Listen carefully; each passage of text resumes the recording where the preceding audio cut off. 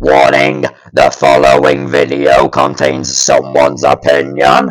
Respect said opinion and cooperate in the comments or you will be exterminated. Exterminate! Exterminate! Exterminate! Hello everyone, I'm going to tell you a story about backtracking and giving in. A classical example of said story is the Paradigm Daleks. Yes, the Skittle Pepper Pots from 2010's Victory of the Daleks. Oh, but it's all gossip, you may say. Why talk about something that occurred 5 years ago? Well, it's quite simple. It still bothers me. Okay, in all seriousness, I know these guys weren't the most popular redesigns amongst the Whovians, but here's the thing. When you introduce a new redesign in such a glorified fashion, you need to justify said redesign. All we know is, well, they're pure again and meant to be better and more colourful. A quick tangent. The 2005 episode Dalek had the then new Dalek kill over 200 people in one episode, whereas these guys killed about 3. Now, I know that there were different circumstances, but if you're going to make a radical change in an iconic villain's design like the Daleks, you need to show that they are still a threat. And given that these Daleks are supposed to be pure, you'd think that these guys would be capable of an absolute massacre. Yeah, they had the whole Bracewell as a bomb thing, but seriously, that was prevented by turning him on. Whoa. Thinking about it, that's like a contradictory thing for a bomb, isn't it? Turn it on to stop it blowing everyone to smithereens. Well, I never thought of it that way before. Anyways, these Daleks also do escape at the end of Victory, but we never see what happens as a result of them escaping exactly. I mean, yeah. We don't really see it at all, do we? You're just supposed to assume they do Dalek stuff. They were pushed back into the background in Asylum, and into the Dalek, they weren't even seen. It's as if the production team and writers are trying to slowly sweep the dirt under the rug, pretending that it didn't happen. Yeah, guys, as much as half the community, if not more, want to act like it never happened, it did. And before anyone says, oh no, we did see what happened, they were in the Dalek Parliament, surrounded by all the Time War ones. Yeah, an odd red or blue and a Supreme Dalek. Also, I'm aware Moffat said that the Paradigm models would simply become leaders of the Daleks, whilst the bronze ones would be a basic Dalek drone soldier. But doesn't that kind of render the red Dalek, aka the drone model, redundant? Also, it may be a discussion for another time, but I feel that Moffat covering continuity in interviews isn't good enough.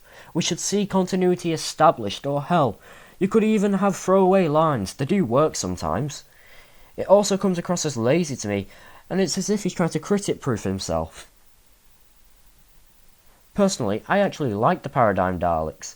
Admittedly, they did look a bit plastic in Victory, but in Asylum, they had a new coat of paint and appeared more metallic, which I thought was definitely the right move.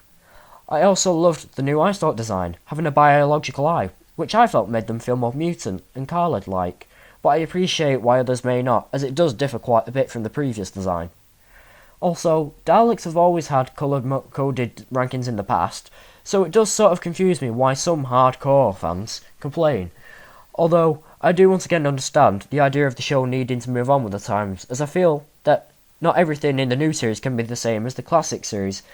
And for that, I mean as in props, sets, costumes, and effects, sides of the production, not the story side of things. Classic Who felt braver to me at storytelling. But, like for example, the 80s TARDIS interior, or a man dressed in bubble wrap or tinfoil, just wouldn't be taken seriously today. And it would kind of look out of place, if you know what I mean, like it or not. But also, these Daleks, they're also taller and a bit bulkier, which I felt made them seem a bit more imposing. Not to mention the fact that the reason they have clunky asses is because apparently there's supposed to be a weapon in there. Oh, come on, I want to see that. But, okay as well, yeah, I did love the Time War model, but sometimes it's nice to see change, don't you think? And hell, scratch what I said. Bronze Daleks were cool, and you could have kept them in the series at points, such as Asylum and Day of the Doctor. You could still find ways to have them in there. In fact, I encourage keeping them over the Paradigms, because they are more popular as a whole. But you could have done something, more noteworthy with the Paradigms still. What if the Paradigm Daleks started going back through the time to completely cleanse the species of any Daleks they deemed impure or inferior, resulting in a civil war? Okay, sounds a bit like Remembrance and Evil mixed together, but hopefully you understand where I'm coming from there. Because even if you don't like this design, surely you can see the holes. It just makes the show seem more self-aware it's a TV show, with people behind the scenes going, maybe we should act like that never happened before audience do too.